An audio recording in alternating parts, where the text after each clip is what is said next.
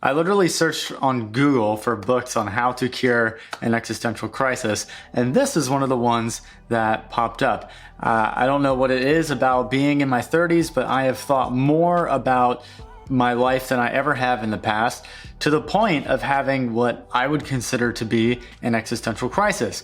I don't know if this is just a me thing or if this is something that a lot of people go through in their 30s, but I'll be real. It can be frightening to think about my life, to think about poor decisions that I made in the past, regrets about risks that I should have taken, and how amazing life might be if I picked a different path. And then I start thinking, well, is it too late? Can I pick a different path? And if so, like, what path should I take? Like, what is my purpose in life? Should I start that business? Should I move to that place? Should I quit my job? Should I ask that girl out? There's all these things that are just sort of were floating around in my head, and it honestly can just be overwhelming to deal with. This is something that I experienced about a month or two ago, and I just sort of felt lost, like I needed some guidance.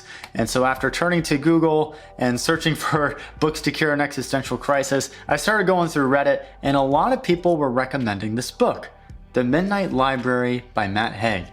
And this is an unusual pick for me because I don't usually read fiction books. I usually only read nonfiction because usually it's in an effort for me to learn a new skill or to gain insight on something that I didn't know prior.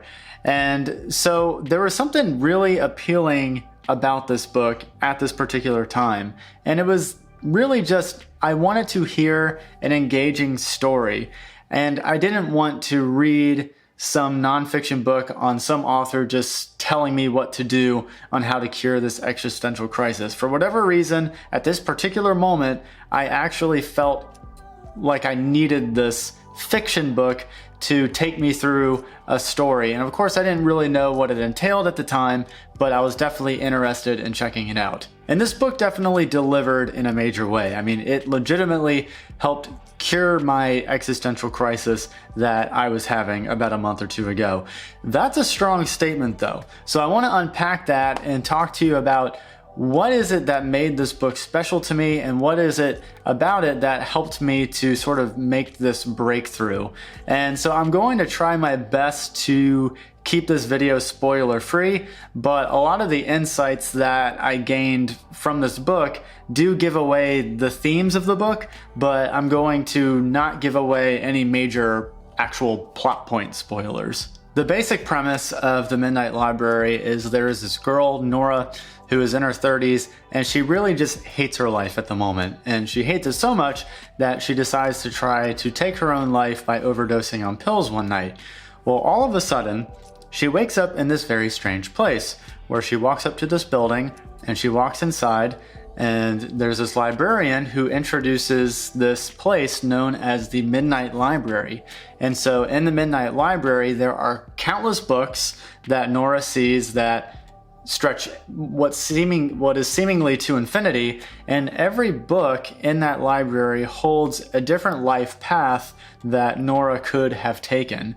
And so what Nora can do in the Midnight Library, she can choose any one of those books, and if she decides to open that book and dive into it, she can pretty much literally dive into that life and start living that life as if it were her own.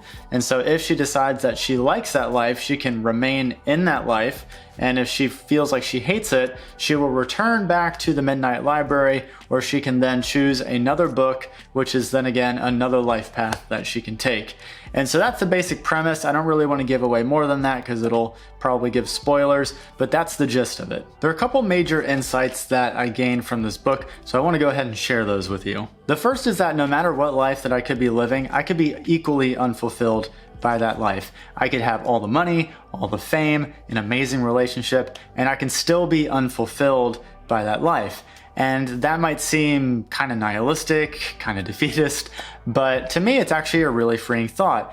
Because if any life that I could be living could be equally unfulfilling or equally unsatisfying, then that means that it's not really the life itself that is determining my level of fulfillment.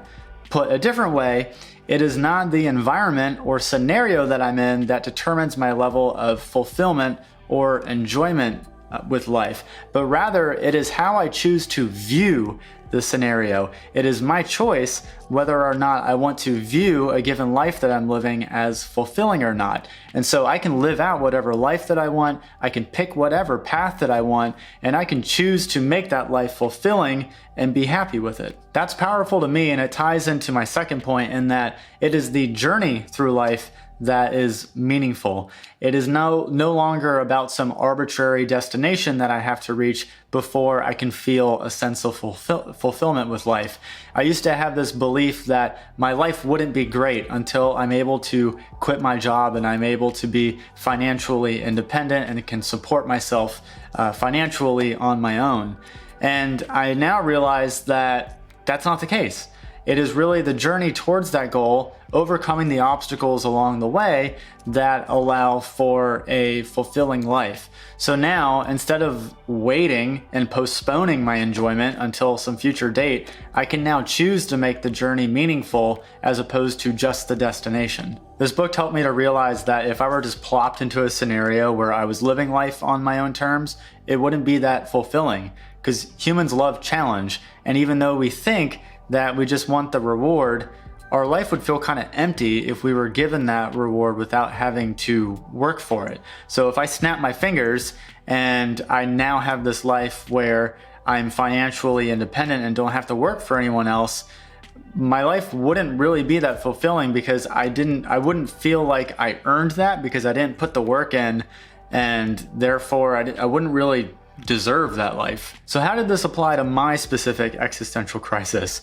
So to give some background, the reason why I was having one is because I was having this big debate with myself whether or not I wanted to go all in on my passion, which was music production, or do I want to continue with my career transition into UX design, which is something that I have been working towards for over a year now. And so this was honestly just like a huge storm that was brewing in my head, and truthfully just caused me a tremendous amount of anxiety and anguish. And so this book helped me to realize that I can pick any path that I want and I can feel happy about it.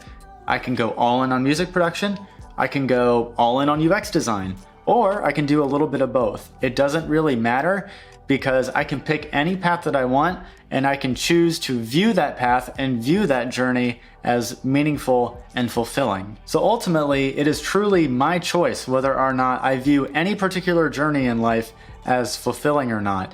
And so from there, I really just asked myself, what do I want to do? I used to ask myself, what should I do? What path should I pick? And I started asking myself, what do I want to do? And so I started reflecting on that. And so I came to the realization that I'm going to work on UX design, continue to work towards UX design and freelance for that in order to make money for myself. But I'm also going to work on music production on the side, because I do find that that is something that gives me a lot of intrinsic joy.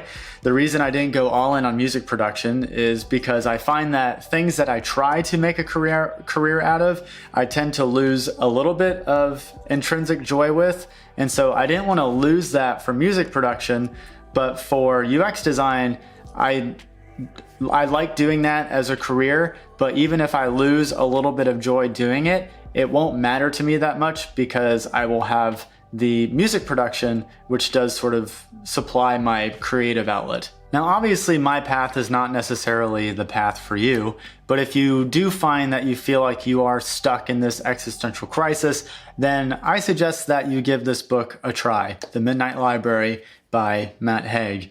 And you may even find that you gain different insights than I did that help you along your journey. More importantly, if you do feel like you're having an existential crisis in your life, just know that you're not alone. I know that it can feel lonely sometimes, and it can feel like no one understands the problems that we're facing, but there are a lot of people that do have very similar struggles to what we have. And in a weird way, that can feel comforting. And so that is one of the reasons why I put out videos like this, and the chance that if you are someone that is feeling similarly to what I am, then maybe this message will resonate with you. So just remember, it's not about what path you should take in life. It is about what path do you want to take. Any path can be the right path. You just have to pick one and then choose to make that path meaningful. If you found this video to be useful, it would mean a lot if you hit the subscribe button. It helps me out more than you know and lets me know if these videos are resonating with you. And if you want to hear more about my candid thoughts about my own personal life path and my journey with figuring that out, you can check that out here. And until next time, I will see you in the next video. Take care.